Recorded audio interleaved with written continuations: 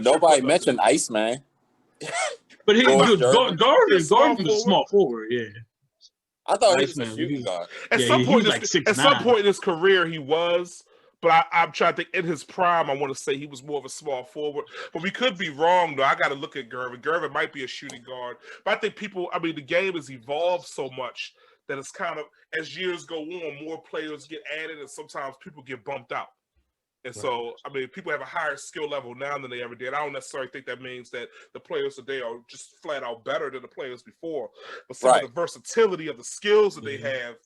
Different level of development. It's a level of development. It's more as basketball has just evolved. But if you were to face them against each other, it's really hard to say because back then it was so much more physical with so many more things you could do from a defensive standpoint. And the way the game is called causes you to develop certain skills that you may not have needed. There was a time where when the three-point line first came in, they didn't really shoot them. The game was played 18 feet in. They shot mid-range games. It was much more predicated. Yeah, the coaches wouldn't let you jack up that. They wouldn't let you jack them up.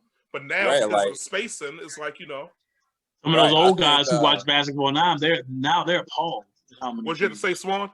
Yeah, I was about to say, it's like I think personally, Anthony Davis is more of a talent and skill level than Tim Duncan, but I don't think he's greater than Tim Duncan. Yeah. It's just the way your game develops. Tim Duncan was more of a traditional big man, and he developed big man skills, whereas Davis came up in a time period where big men were developing perimeter skills. And so he does have more to choose from. But I think if they were faced with each other, I got Timmy all day giving him work. Duncan was, coming up in the Virgin Islands, he just practicing his Kevin McHale's and what have you. Right. So 3-pointers and dribbling. They got a McHale drill, or Micah drill, or whatever. The McHale. McHale's one of the greatest post players of all time.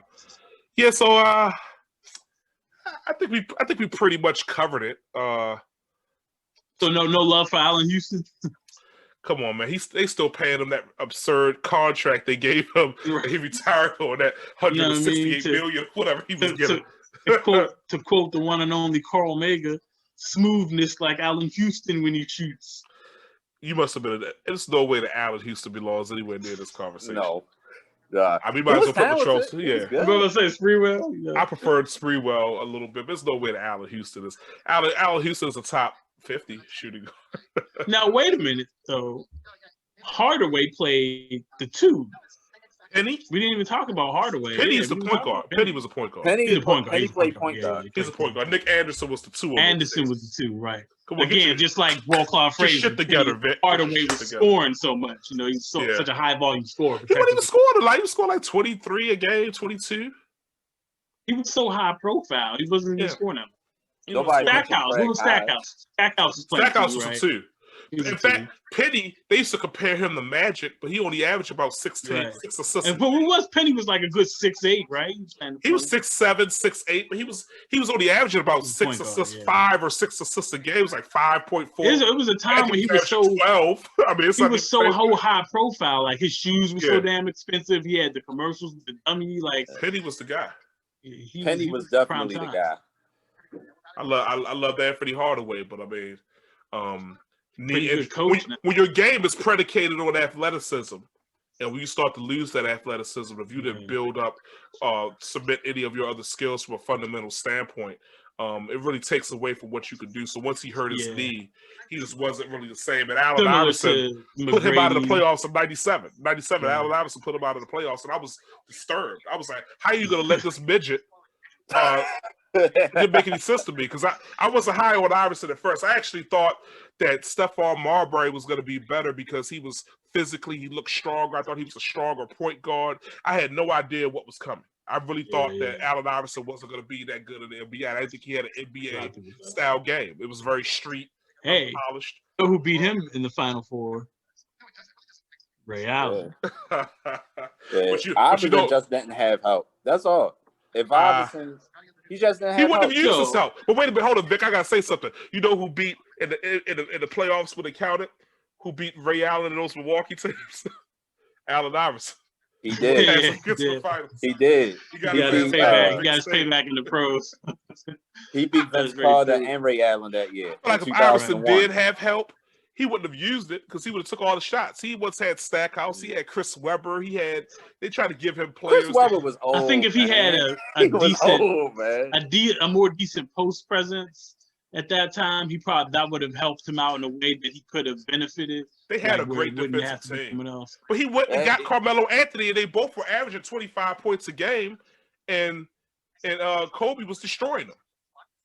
Like when he went over to the Nuggets? He went over to the Nuggets. He was still at the top of his game, averaging 25 with Melo, another one of the best scorers in the NBA at that time. So he got his help. Defensively, they stink. They stuck. But they didn't stink the next year when Chauncey Billups came and forced them to play defense and took them to the conference finals further than they had ever been. But you gotta think about it. Chauncey Billups is like a floor general more than a guy. Yeah. Right. He's a floor general. That's my biggest degradation, my biggest knock against AI.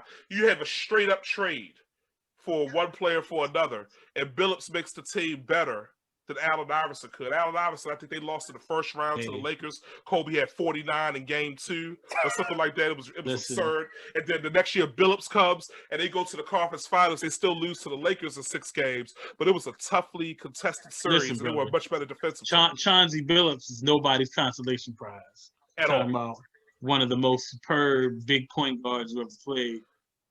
Big power shot dribble Billups. your ass to death. Yeah, Chauncey Billups. That Detroit Pistons team, man, back in 2004 when they beat the Lakers, that was mean. That's a mean. That was. I was so upset that they didn't get back to back, all because somebody left Robert Ory. I mean, how do you do that? We talking about Sheed, right? I can't fathom, like, why would you do you watch? Listen, there are 2 games. Stuff? Like, what are you doing? There are 2 NBA games that still haunt me to this day. That one, and then that game, the Lakers and the Blazers, when the Blazers had the Lakers beat, and then the Lakers came storming back, and the Blazers went cold for like 2 years. I remember that game. I couldn't even believe it. I couldn't even believe the Blazers. I lost $50 on that game. That was the game that started it all right there. The lob like that was supposed to be Pippen's last championship run right there. And after the game, Pippen went and knocked all of the little mats.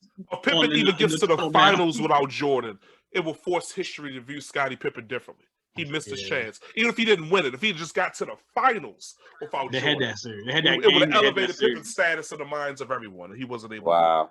Yeah, that was the beginning of that Lakers run. What were you like? 12 years old, Swash? You 12 in 2000? How old were you? I was a little fella. I was 2000. I was 10. See, I was in 10.